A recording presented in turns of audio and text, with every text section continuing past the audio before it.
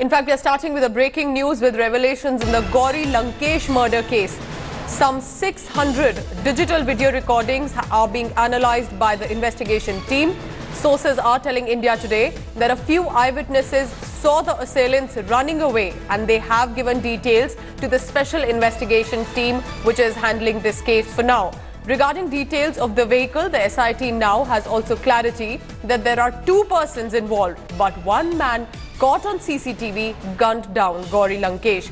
Sources have also added that no pressure on the team to produce immediate results.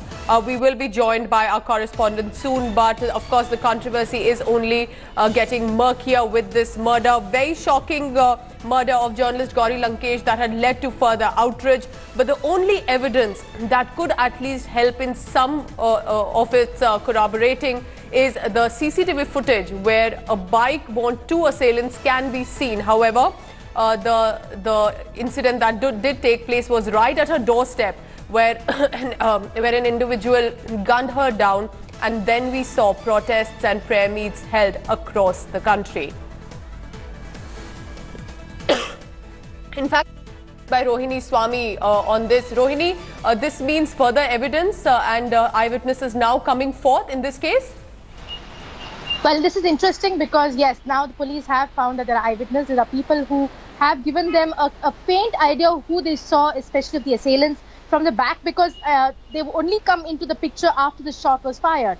Now, they have been able to give some description of the make of the vehicle, that is the bike, and also some of the physical features of the assailants.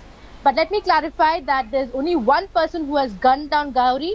The other, they said, could have been waiting on the bike to rush them off as soon as the act or the crime has been committed.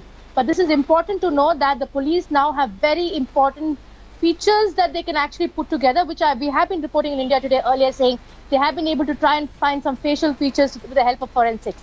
Apart from that, we've also seen how they have... Interesting, Rohini, how you're telling us that, yes, of course, one individual was involved in the murder specifically, but there could be another individual involved. The question right now is there a deadline that may have been set by the SIT team? Could we have some immediate results right now, or the investigation may take time? Well, that's a very good question, because that's the same thing where I also asked one of the people who I've been speaking to who are close to the investigation. They said they have no pressure on them. There is no time frame.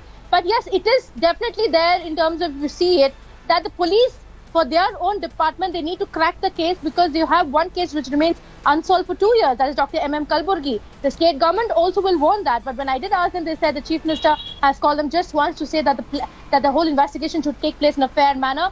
But there is immense pressure. I do know that people who are close to the investigation are spending days and nights just looking through 600 DVRs of footage, trying to identify as much as they can, try to get as much clues as they can. And they've already questioned close to around 200 people, not just in Bangalore, but in Karnataka, other parts of Karnataka. And let me also tell you that they have sent teams out of Karnataka. They sent teams to Tamil Nadu, Kerala, Maharashtra, and Andhra Pradesh. So they're spreading their net nice and wide to see as much as information and investigation they can do to complete and try to close this case. Rohini Swami from Bengaluru giving us those details. Massive manhunt launched, but when will the culprits be caught?